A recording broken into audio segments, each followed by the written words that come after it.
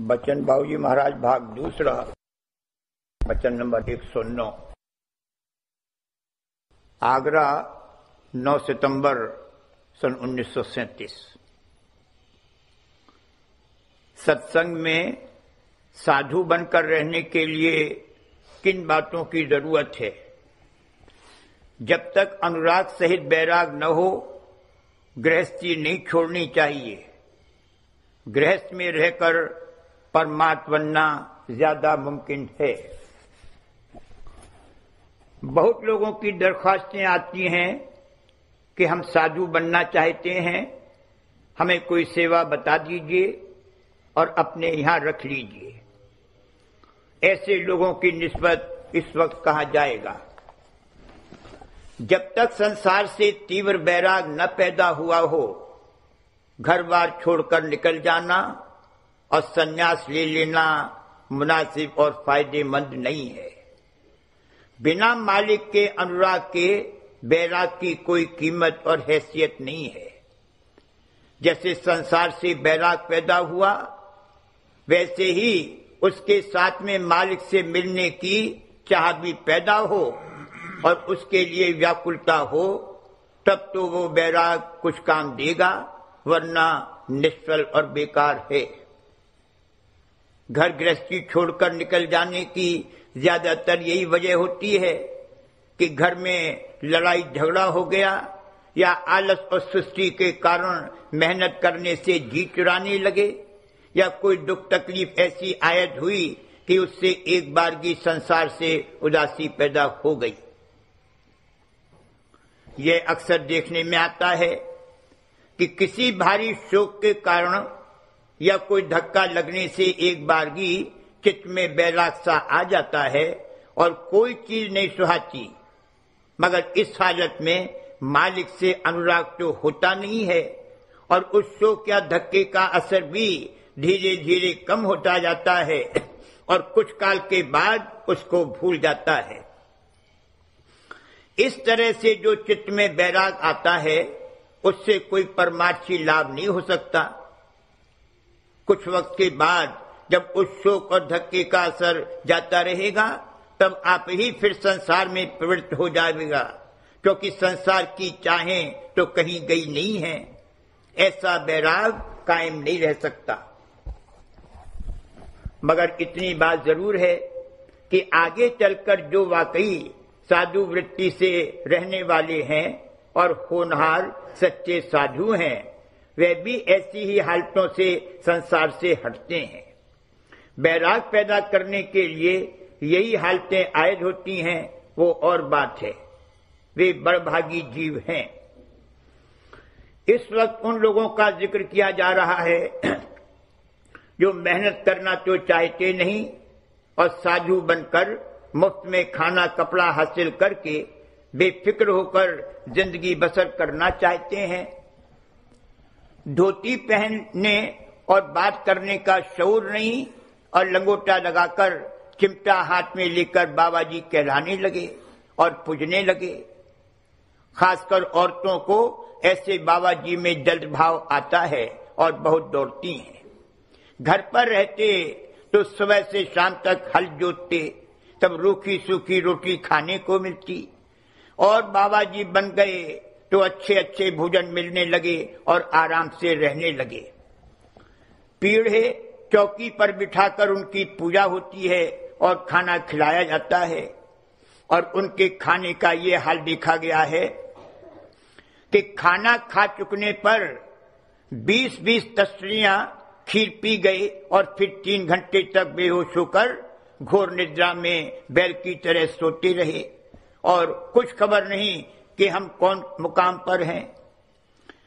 कमोवेश जड़ समाधि की हालत में पड़े रहते हैं और बैल किसी इसी हालत में सुख और आनंद मानते हैं। खुद भी अपने को आनंदी कहते हैं और दूसरे लोग भी उनकी बड़ी महिमा करते हैं कि फला बाबा जी तो बड़े आनंदी हैं।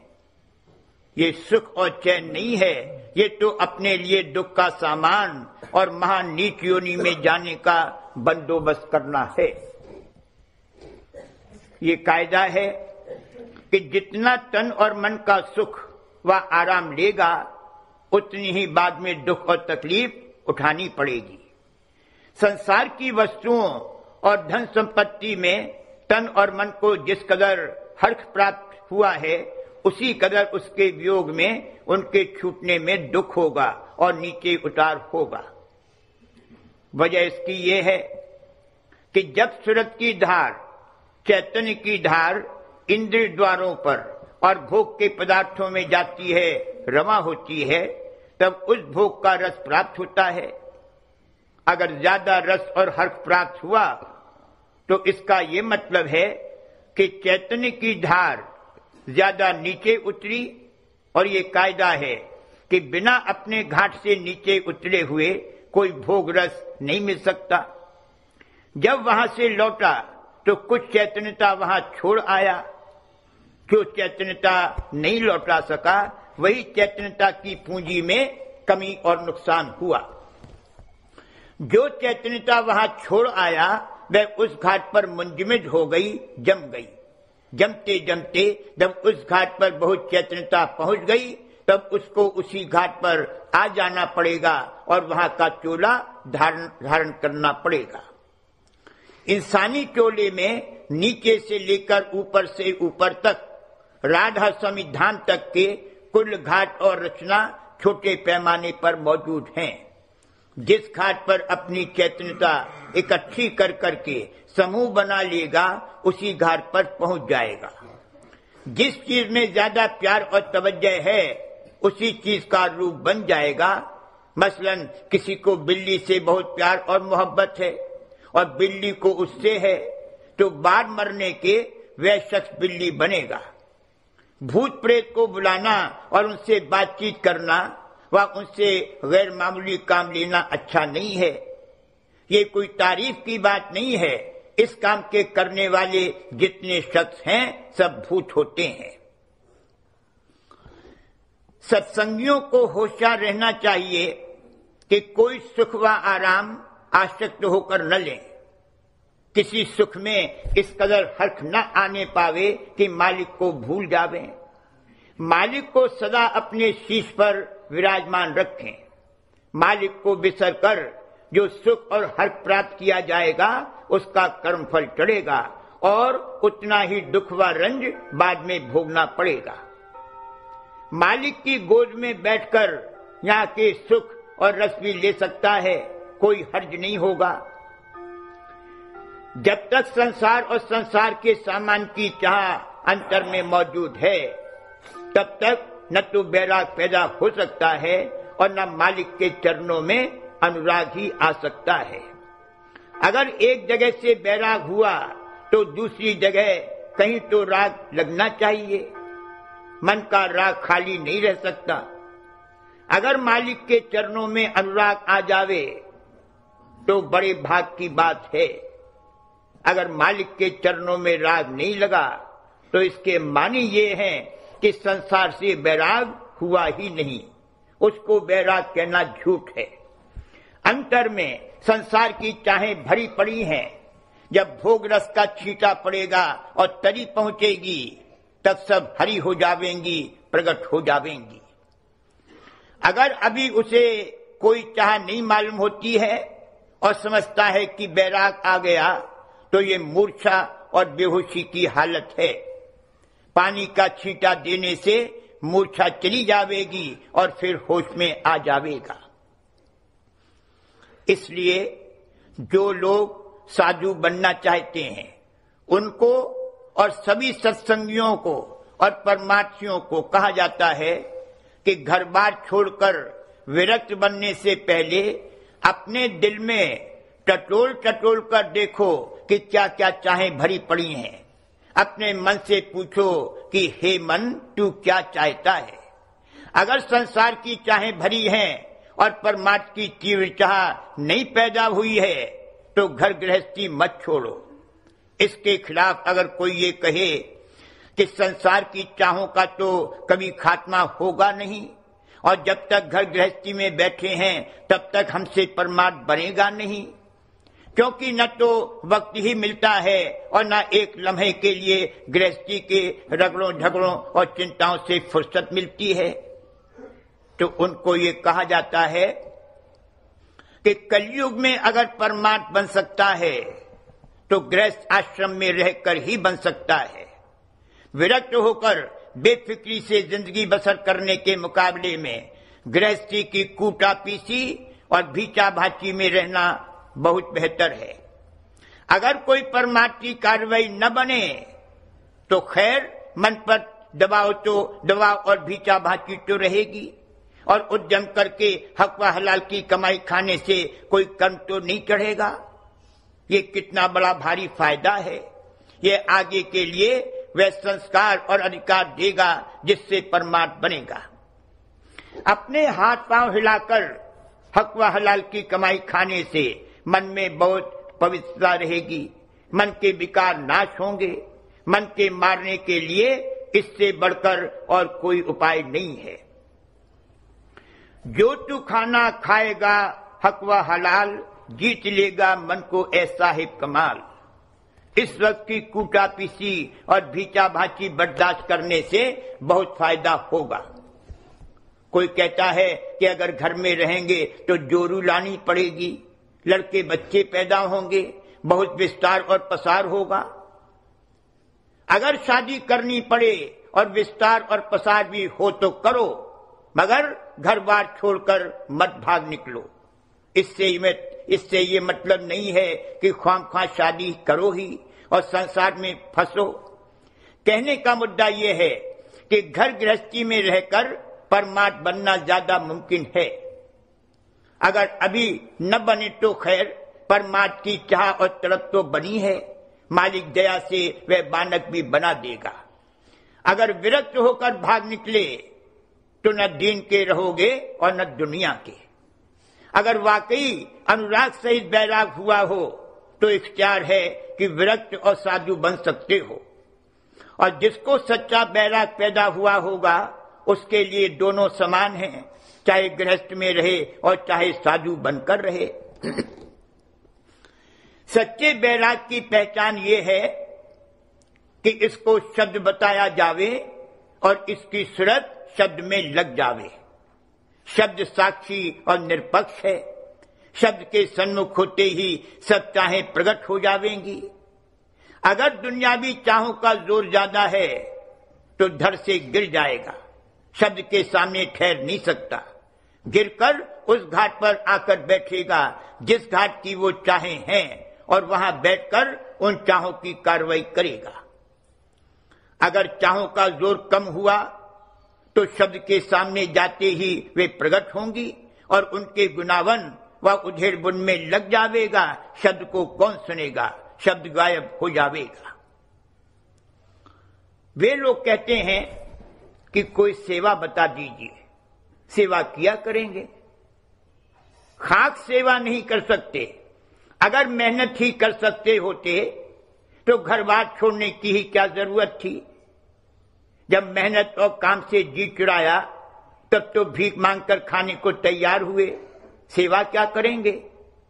घंटे 8 घंटे इधर उधर अपनी मर्जी का कुछ काम किया, बाकी खाया पिया और मस्त होकर बेफिक्रों की तरह पड़े रहे। इसका नाम सेवा नहीं है। अंधा, लूला, लंगड़ा या अपाहिज हो तो लाचारी है, वरना भीख मांगकर खाना बड़ा खराब है। जब भीख मांगने की आदत पड़ जाती है तब वह और भी खराबी का बाइस होती है। जिनकी ये आदत पड़ गई है वे दिन भर दर बदर मारे मारे फिरते हैं, डांट फटकार और गाली सुनते हैं, तब दिन भर में कुछ खाने को मिलता है या आने दो आने पैसे मिल जाते होंगे। उनसे कहा जाए कि देखो, तुम दिन भर नहीं सिर्फ 6 या 8 घंटे ही काम करो, तुमको 1 रुपया रोज देंगे और बड़े आराम से रहोगे, कभी मंजूर नहीं करेंगे। जो लोग परमार्थ के नाम पर घर बार छोड़कर विरक्त यानी साधु हो गए हैं, उनका फर्ज है कि जैसे गृहस्थी में दफ्तर में 6-8 घंटा काम करते हैं, उसी तरह से वे भी कम से कम इतना वक्त सुमिरन, ध्यान, भजन, पोथी का पाठ, परमार्थ की चर्चा व बातचीत और गुनावन में खर्च करके तब खाना खावें तो उसका कर्म नहीं चढ़ेगा। और इसके साथ में अगर जिसमें ताकत हो तो जितना बन सके अपने जिम्मे कोई सेवा लेकर मेहनत से उसे अंजाम दें, और जितनी जरूरत हो उतना ही खाना कपड़ा लें और साधु वृत्ति से रहें। संग्रह और लोभ व लालच न करें। जो लोग साधु क्लास में भर्ती होना चाहते हैं उनको ऊपर लिखी बातें अच्छी तरह से समझकर दरख्वास्त करनी चाहिए। वैसे कोई बात नहीं है, रख लिए जावेंगे, मगर समझ लेना चाहिए कि जिस कदर उनकी जिम्मेदारी कि किस कदर उनकी जिम्मेदारी और फर्ज है, उनके भले के वास्ते कहा जाता है। अगर जिद करें और न माने तो खैर रहो। राधा स्वामी जाल किसी पर सख्ती नहीं करते हैं। इस तरह की दरख्वास्त लेकर आने वालों में से ज्यादातर अक्सर निकम्मे और आलसी ही निकलते हैं, और जब उन पर जरा चाप चढ़ाई जाती है तो भाग जाते हैं।